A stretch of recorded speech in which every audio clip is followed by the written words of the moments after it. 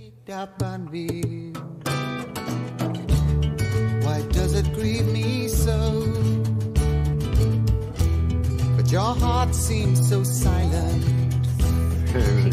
Alors c'est Lady d'Armonville qui nous a rejoint, non pas Mélanie Griffon. Merci Steven, merci Aurélie. Il est bien de temps en temps.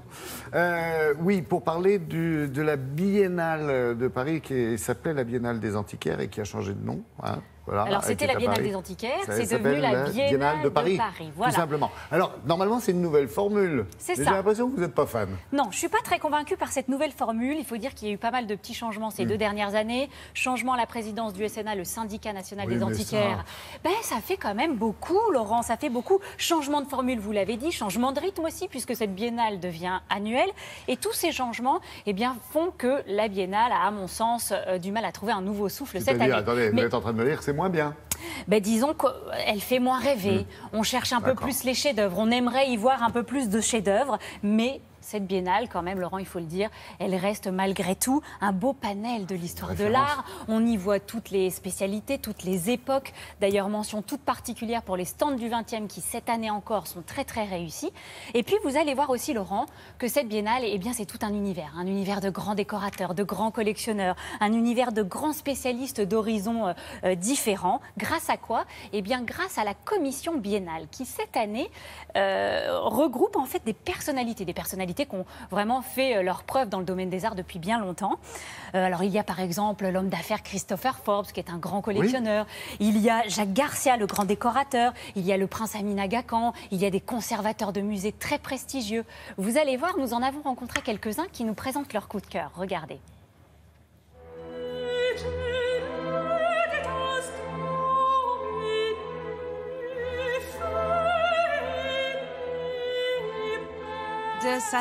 Cette galerie est spécialisée dans les petits objets et les arts décoratifs. Mon coup de cœur se porte sur cette Marie-Madeleine.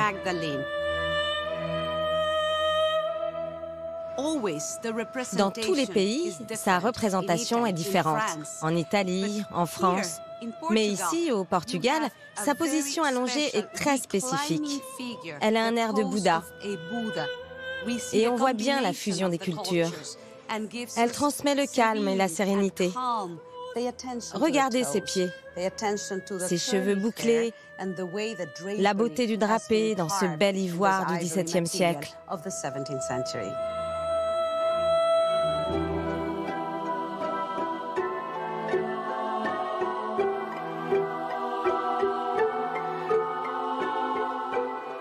Alors Jacques, cette pièce, pour vous, c'est l'un des chefs-d'œuvre de la Biennale. Si vous voulez, ça c'est extrêmement rare puisqu'on est en face d'une sculpture de Canova, qui est incontestée. Canova étant un des plus grands sculpteurs de l'éternité, on peut dire. Elle est vendue comme Saint Jean-Baptiste en 1823. Sauf que si vous avez un peu la connaissance de la physionomie des gens, vous reconnaissez immédiatement le roi de Rome. Donc sûrement sculpture invendue par Canova à Napoléon Ier et qui évidemment représente pour moi le roi de Rome. Vous avez quelque chose qui est dans le rapport de la peau, dans le rapport de la position, l'attitude, le regard qui est particulier. Tout est traduit d'une manière extraordinaire.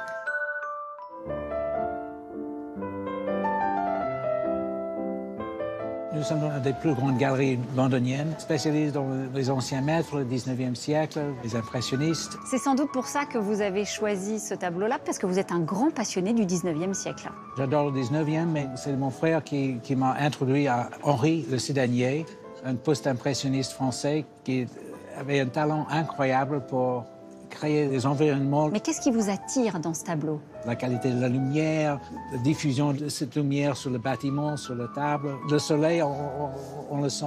Je veux être assis à cette table en plein soleil avec une bonne bouteille de vin. Ça inspire un confort d'été. En plein hiver, avoir ça à côté de moi, c'est un grand plaisir.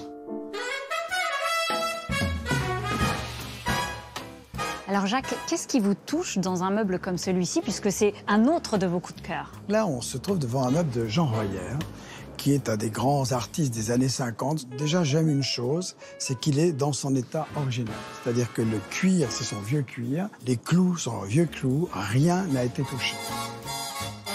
Et puis ensuite, Ce qui compte, c'est la novation de la forme, quelle que soit l'époque. À la fin du 19e, on a été des génies dans la forme. Début du 20e siècle également. Et en 1950, ça continue. C'est presque un meuble que vous auriez pu fabriquer vous. Ah ben, il est complètement dans la source de mes inspirations.